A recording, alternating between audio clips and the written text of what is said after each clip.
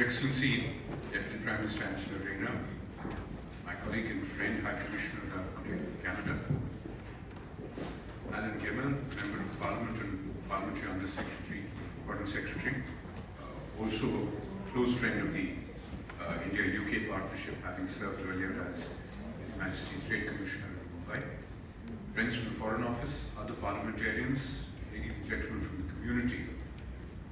Let me begin by saying how deeply we appreciate the many heartfelt and eloquent gestures of support from the government at all levels, from the members of Parliament of the United Kingdom, from the diplomatic community here in London, from the British people, of course, and of course, from His Majesty and the Royal Family themselves.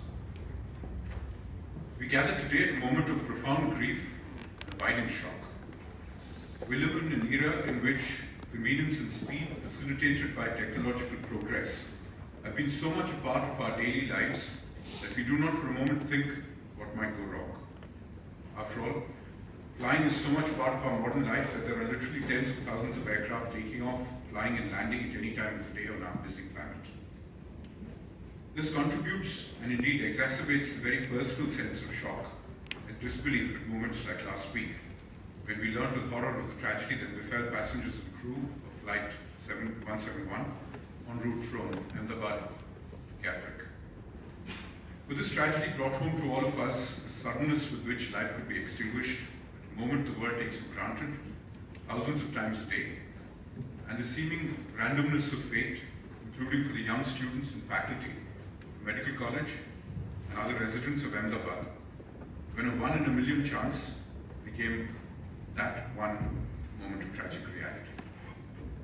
Apart from a sense of shock and disbelief, we grieve for the 271 lives lost and the many, many more families and friends they leave behind.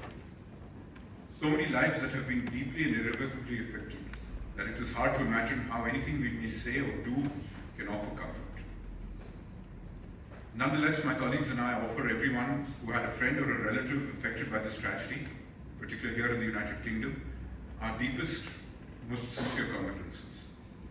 Here in London, we send our deepest sympathies to the friends and families of the many British nationals on board, as well as to the Portuguese citizens and the Canadian citizens on that flight.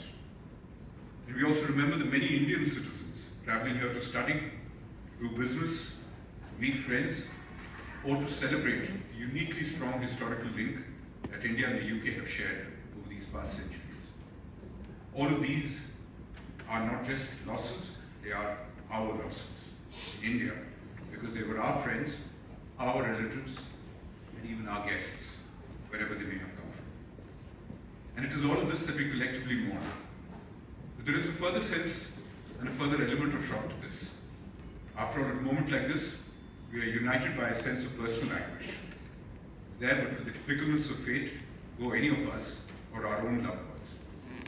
It is so much more personal for all of us if we place ourselves for that one moment in the space or that seat that we could well have been occupying. And so in grieving for the many lives lost, all of us try to make sense not only of the inexplicable